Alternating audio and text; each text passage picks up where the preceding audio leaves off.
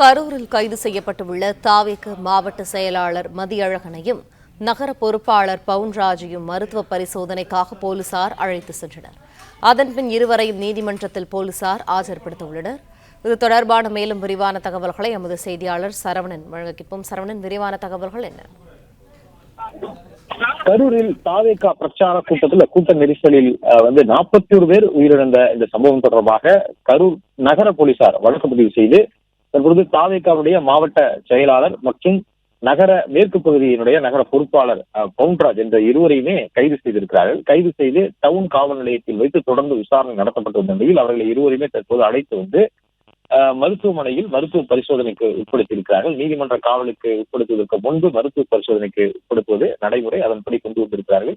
மருத்துவ பரிசோதனை முடிந்த பிறகு நீதிமன்றத்துல JN1 என்ற நீதிமன்றத்துல நீதிமன்ற நடுவர் பரத் முன்னிலையில இருவருமே ஆஜர்படுத்த இருக்கிறார்கள். இந்த வழக்குல முதல் குற்றவாளியாக மதியழகன் மேற்கு மாவட்ட செயலாளர் அவர் சேர்க்கப்பட்டிருந்தார். அடுத்ததாக அக்கட்சியினுடைய பொதுச் செயலாளர் புசி ஆனந்த், அதற்கு பிறகு இணை செயலாளர் CPR நிர்மல்குமார் ஆகியோர் சேர்க்கப்பட்டிருந்தார்கள். இந்த வழக்குல இந்த நகர பொறுப்பாளரான பவுன்ராஜ் இந்த பிரச்சார கூட்டத்துல இந்த பிளக்ஸ் பேனர்களை வைப்பது, அங்கிருக்கான அந்த கட்சி கொடிகள் கம்பங்களை நடுவது போன்ற ஏற்பாடுகளை அவர்தான் முன்னெடுத்து செய்தார் என்று விசாரணையில கூறப்படுகிறது. அது மட்டுமில்லாமல் இவர் மதியழகனுக்கு அடைக்கலம் கொடுத்ததாகவும் அவர் மீது குற்றச்சாட்டின் அடிப்படையில் கைது செய்திருப்பதாக போலீசார் தெரிவித்திருக்கிறார்கள். முதல் தகவல் அறிக்கையிலேயே இந்த 3 பேருடைய பெயரையும் குறிப்பிட்டு மற்றும் பலர் என்றுதான் இருக்கிறது. இதில் வழக்கமாக காவல்துறையினர் இந்த விசாரணையின் அடிப்படையில, அதாவது கொடுக்கக்கூடிய வாக்குமூலத்தின் அடிப்படையில் அவர்களுக்கு தொடர்பிருந்தால் அடுத்தடுத்ததாக இந்த வழக்கிலே சேர்த்துக் கொள்வார்கள்.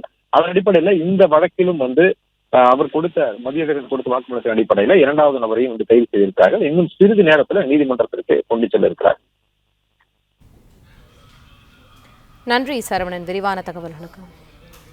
பிளே ஸ்டோர் மற்றும் ஆப் ஸ்டோரில் இருந்து பாலிமர் செயலியை QR கோடு மூலம் பதிவிறக்கம் செய்யுங்கள். செய்திகளை உடனுக்குடன் பெறுங்கள்.